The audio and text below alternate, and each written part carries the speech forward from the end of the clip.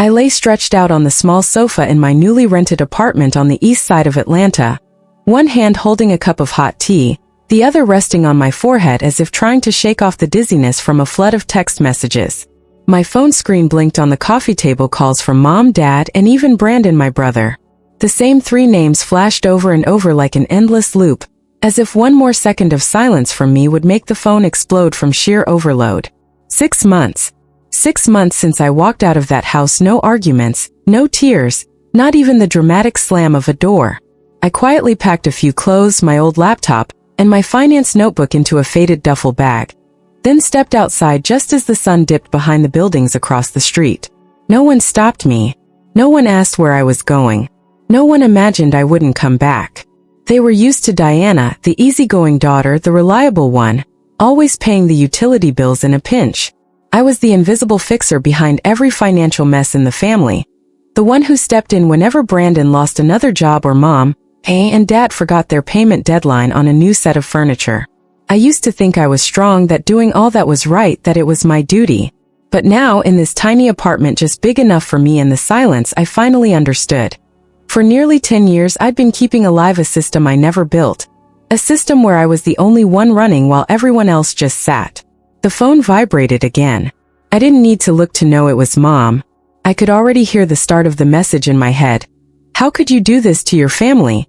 Ending with, "If you still care about us, call back right now."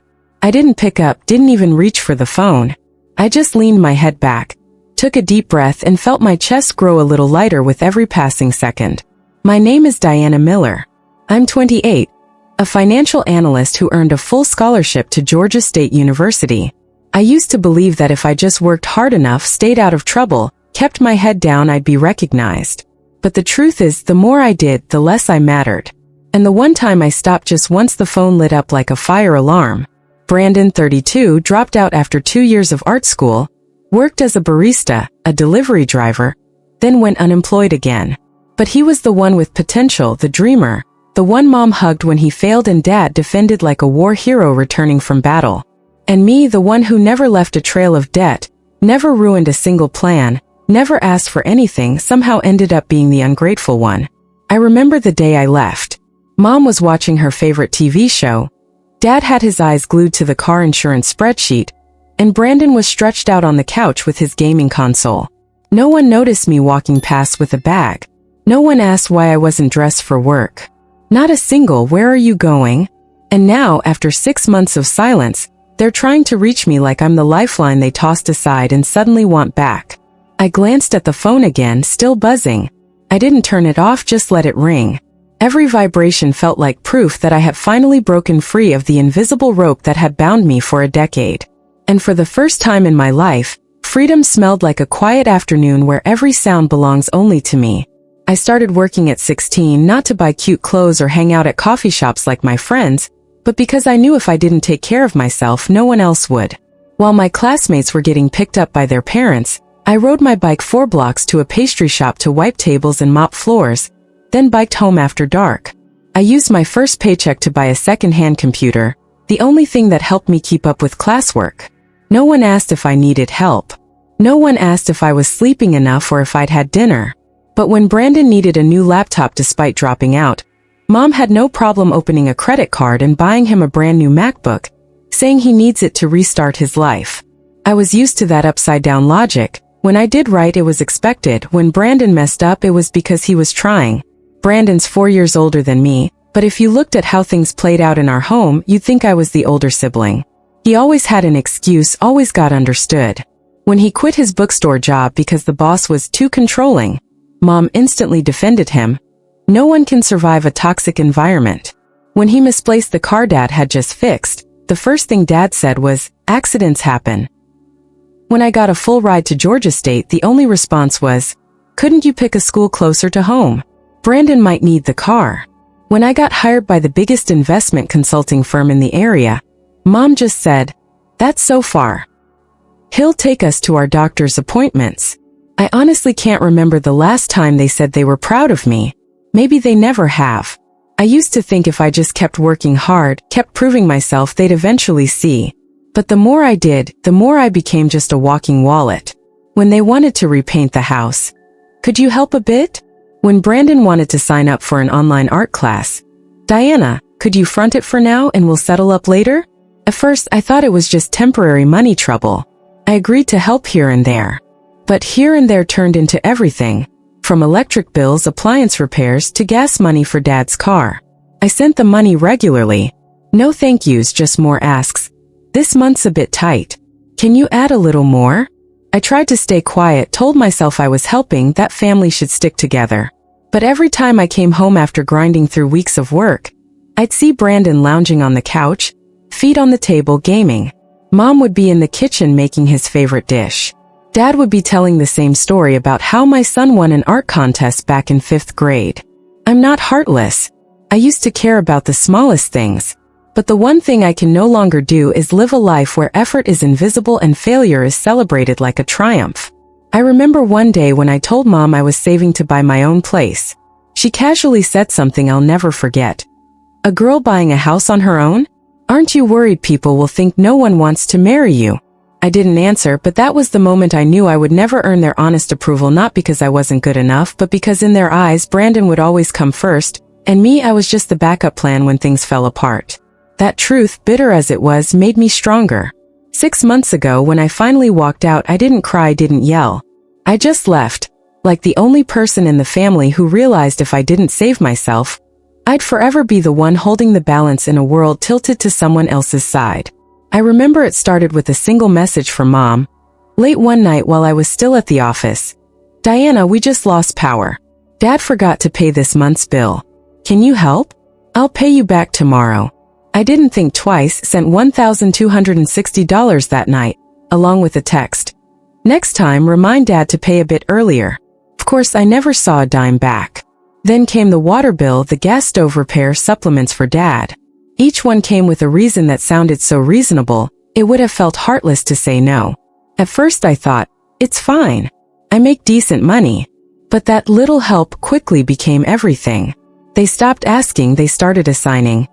This week send Brandon $200. He's signing up for a Photoshop class. Or Dad just had dental work. It was pricey. Here's the bank info. I became the sole provider in a 4-person family, 2 working on and off, and 1 who gamed all day. 1 month as I was preparing to submit my mortgage application for my first home, Dad called, his voice uneasy but firm. Diana, we're in a bit of a bind with the bank. This house might get foreclosed if we can't find the money in the next few weeks. I went silent. That house, modest as it was where I grew up, where I once dreamed of having my own office before that dream was replaced by a sofa bed so Brandon could temporarily move back in. How much do you need? I asked, already knowing the answer.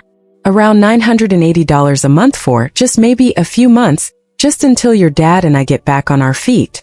And I agreed. The first transfer happened that very night, right after I canceled the deposit on the apartment I'd been dreaming of. I ended up sending that money not for a few months but for almost 2 years, over $20,000 total, not including other expenses like car insurance, roof repairs, or Brandon's birthday. What made me the angriest wasn't the money. It was how they acted like it was normal. No thank you, no one asked if I could afford it, no hesitation when asking for more. I slowly became the family bank with zero say in the very house I was keeping from foreclosure. Brandon still didn't have a job. When I asked directly, Mom just said, he's trying to find his path. You shouldn't pressure him. Pressure me, the one working 60 hours a week to cover his share. And now I'm the one creating pressure? I started quietly documenting every payment, every date, like I was keeping a debt ledger for a client who would never repay. But I never intended to ask for it back because I knew I never would see a dime. Every time I thought of cutting ties, another message would pop up. Dad's back is acting up again. Can you order his meds? Or the roof's been leaking all week. No one has the money to fix it. And I'd cave again. I transfer the money again. I put every personal goal on hold again. I started avoiding my banking app in the mornings because just seeing the low balance made me feel like I couldn't breathe. My life was ruled by other people's bills, by the needs of those who never intended to stand on their own. I was living in a cramped rental, eating instant noodles for a week straight so I could send money to fix a door in the house Brandon used as his inspiration art studio. Then one day, standing in a convenience store, I opened my wallet and didn't have enough to buy a gallon of milk. And that's when I truly felt it. I was being drained completely. I used to think being strong meant carrying all the weight, but in reality, I was just sinking into a swamp called hoping they would change. And the moment I realized that, I knew I had to change first. That Sunday afternoon, it started to drizzle. I had just finished a long weekend shift, exhausted and only wanting a hot shower and warm blanket. But instead I stopped at the store, grabbed a few bags of groceries, and drove nearly 40 minutes to my parents' house, just like I had done for 2 years straight. I walked into the kitchen, arms full of bagged salmon, vegetables, some frozen meals. As I set them down, Mom was already there, not to greet me but to confront me. "Diana, we need to talk." Before I could exhale, she crossed her arms, her tone sharp with drama. "We already discussed this. What you're sending every month, it's no longer enough." I froze. "Not enough? What are you talking about?" Dad stepped in from the living room, his voice low and heavy, like he was delivering the evening news. "You make good money. You live alone. Meanwhile, we're struggling every day. Doesn't that seem unfair to you?" I looked at the two people who raised me, now standing there trying to convince me that their comfort was my obligation. I held my voice steady. "I've paid the mortgage for 2 years, not to mention utilities, meds, roof repairs, all that. And it's still not enough." Brandon, sprawled out on the couch as usual, chimed in casually. "It's not like you're lacking anything. What's wrong with sharing a little?" I turned to look him dead in the eye, my 32-year-old brother, who's never paid a single bill in his life, yet somehow feels entitled to comment on what sharing means. "Sharing goes both ways, Brandon," I said, my voice colder than the rain outside. "All you ever do is take." Mom snapped. "That's enough, Diana. You're being disrespectful." I took a deep breath, chest about to explode. "I'm disrespectful for telling the truth?" Mom's lips pressed into that tight line I'd seen my whole life. The look she gave when she wanted to control everything through sheer indignation. "If it's that much of a burden to you," she said, every word like a blade, "then you can walk out that door and don't bother coming back." Time stopped.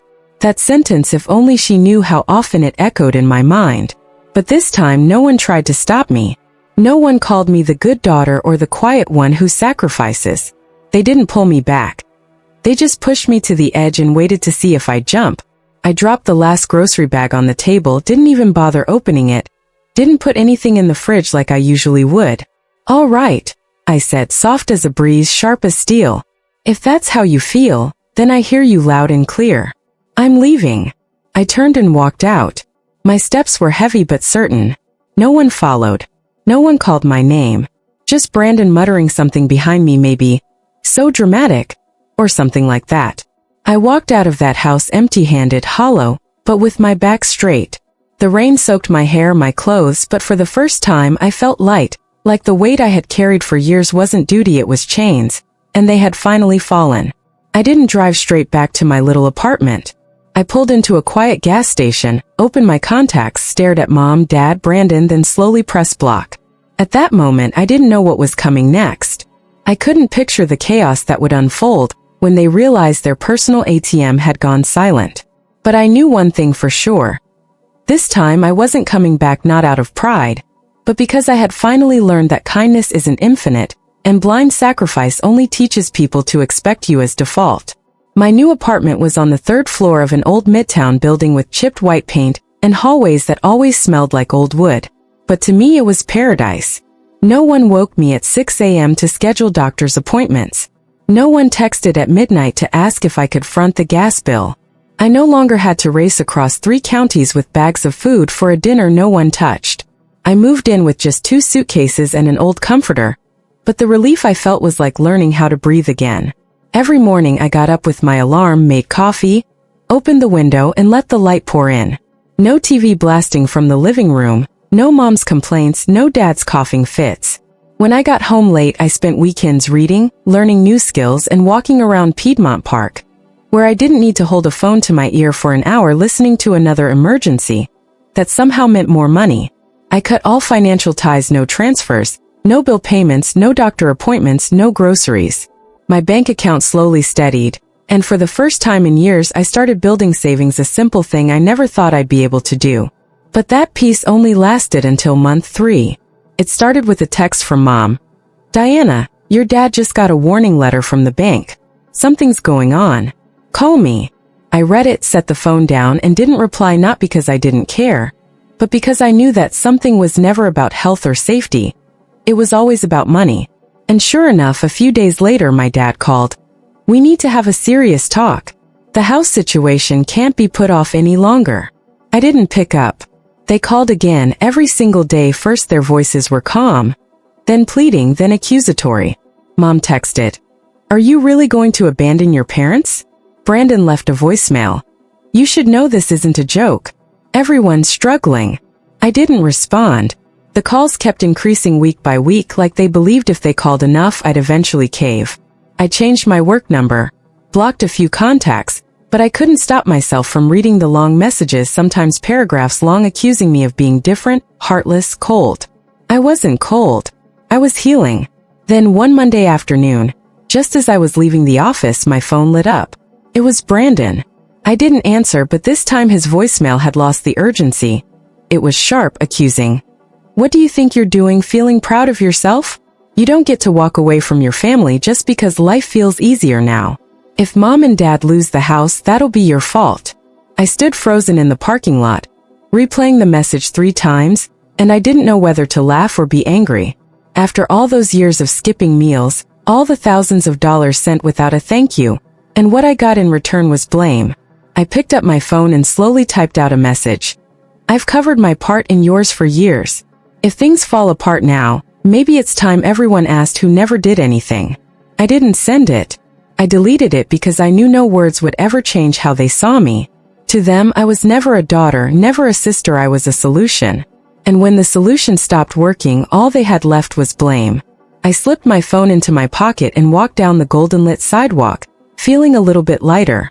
Later, just after stepping out of a meeting, I saw a message from Dad. "Diana, why haven't you paid the mortgage this month? The bank's pressing us now." I froze in the hallway of my office building. It wasn't shock I felt. It was a chill, like someone had poured a bucket of ice water over my head. I had stopped all financial support nearly 6 months ago, completely, no transfers, no money talk, and yet he still messaged me like it was just expected that I'd keep paying the mortgage. But what really got under my skin was the way he said, "Pressing us now." I bit my lip, my palms started to sweat. My gut told me something was wrong, and this time I wasn't going to guess, I was going to find out. That evening, after brewing a cup of tea, I opened my laptop and logged into the bank account I used to send mortgage payments to, the one under Dad's name. I had never checked it before. I had always trusted that once I sent the money, it would be used for what they said. I was their daughter, why wouldn't I? I scanned through the transaction history from the past 2 years, every payment I sent, documented, exact, matched down to the penny. But the final line made my heart nearly stop. The last mortgage payment from that account had been 8 months ago, right before I stopped helping. I blinked several times, hoping I'd misread something, but there it was, clearly listed in the bank's alert. Account overdue, 8 months, total outstanding balance $6,480, status at risk of foreclosure. I pressed a hand over my mouth, trying to quiet my own breathing. What did this mean? I had continued sending money on time for 3 more months after that last payment, and they hadn't used a single dollar for the mortgage.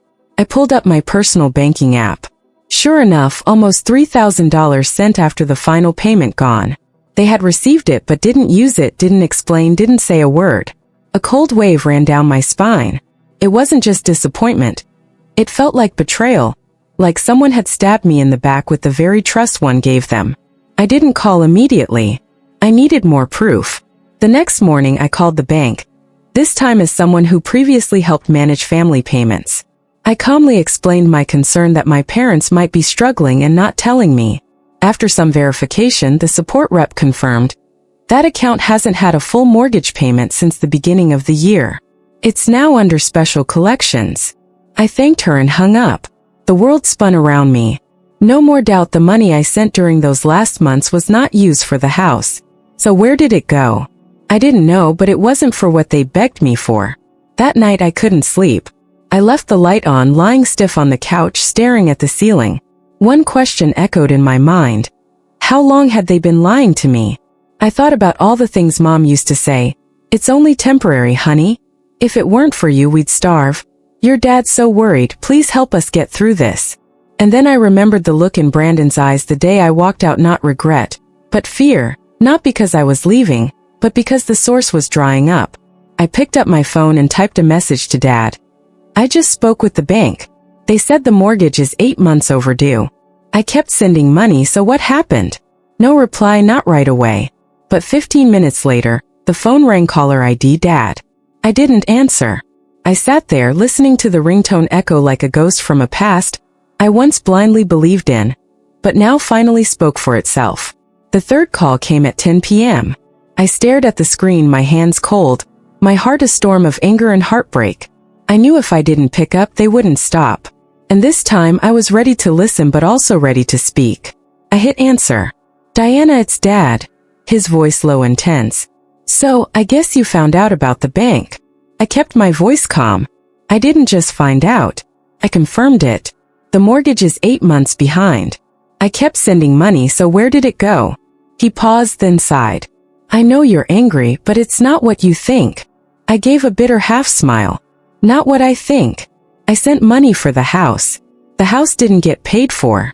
"What part of that isn't what I think?" That's when Mom grabbed the phone. "Diana, don't you dare speak to your father like that," she yelled, her voice shrill, almost furious. "You don't understand the situation. Everything's been falling apart since you left." I squinted. "Walked away. Or was it when I stopped paying for everyone to live comfortably?"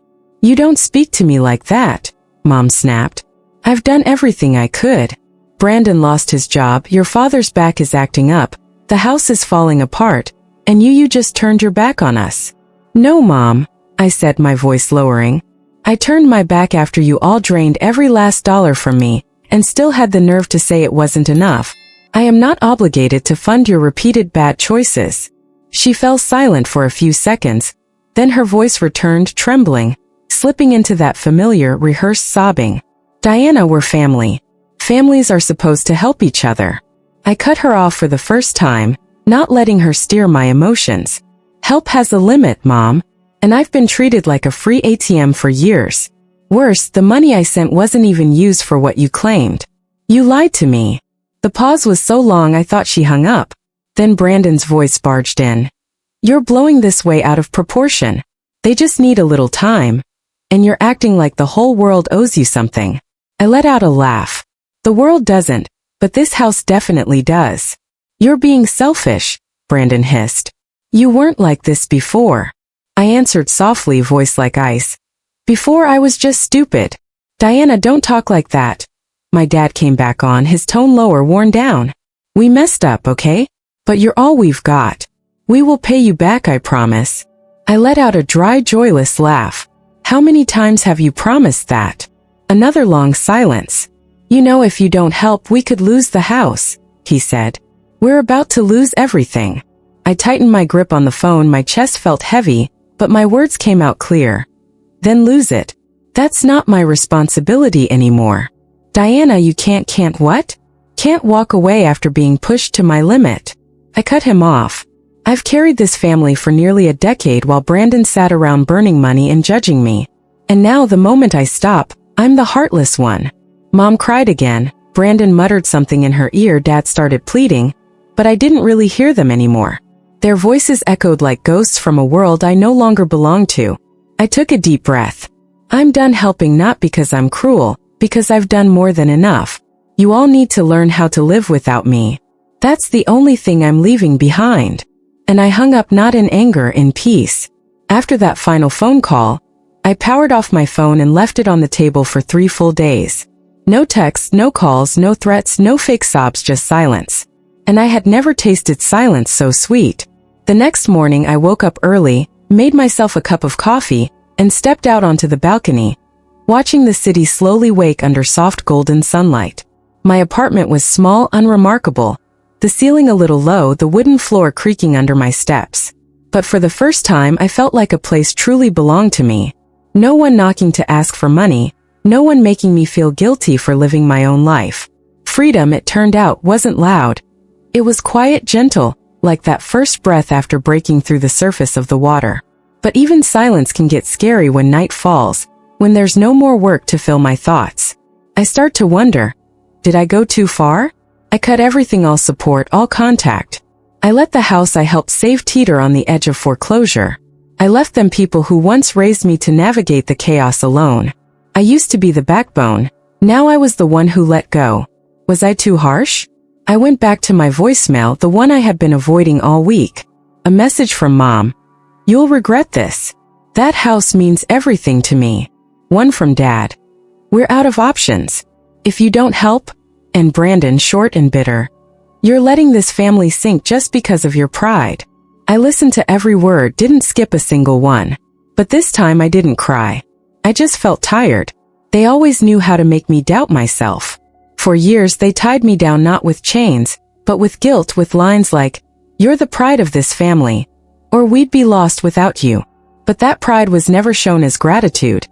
It was just a shield they held up whenever they needed cover for a mistake they didn't want to fix. I thought about all the nights I stayed up crunching numbers for clients, only to wake up to Brandon scolding me for not living in the moment. I thought about canceling the one vacation I planned each year because my parents suddenly needed money. And I thought about Mom's expression when I said I was exhausted, not empathy, not understanding, just disappointment, like I had betrayed her trust, even though I was the only one who never turned my back on them. I walked into my room, sat on the edge of the bed, fingers tracing the edges of an old, worn blanket, and the same question kept echoing in my head. What if they do lose the house? What if one day I get a call saying my parents have nowhere to live? Would I feel guilty? Oh, I'm the one who kept them from falling apart for nearly 10 years that can't be erased because I stopped 6 months ago. But people forget easily, and guilt, it doesn't need a reason to creep in. I sighed. Maybe I wasn't the perfect daughter. Maybe I was too firm. But if I hadn't drawn the line, I'd have nothing left except an empty wallet and a broken heart. I'm not telling this story to be praised. I'm not waiting for someone to say I was right. I just want to understand if anyone else has ever felt like me, if anyone else has been given the weight of an entire family, if anyone's ever been called cold just for saying no once. And if you're still reading this, I truly want to ask, did I do the right thing? I chose to live for myself, but is there a price I haven't seen yet? I don't know, but I hope you can give me a new perspective, a message, an honest word, because sometimes to move forward, I just need to know I'm not alone. Diana's story is a wake-up call for anyone who's ever been labeled the good child and burdened with responsibilities that were never theirs to carry. For years, she traded her freedom and peace of mind for loyalty to an idea of family that gave nothing back. But when she realized her worth was being drained, she found the courage to say enough and walk away. Her story isn't just about escape. It's a reminder that real love begins when we set clear boundaries. Do you think Diana was right to walk away from the cycle of imposed responsibility, or should she have tried to compromise? Share your thoughts below, and don't forget to follow the channel for more powerful stories about family, choices, and finding your path.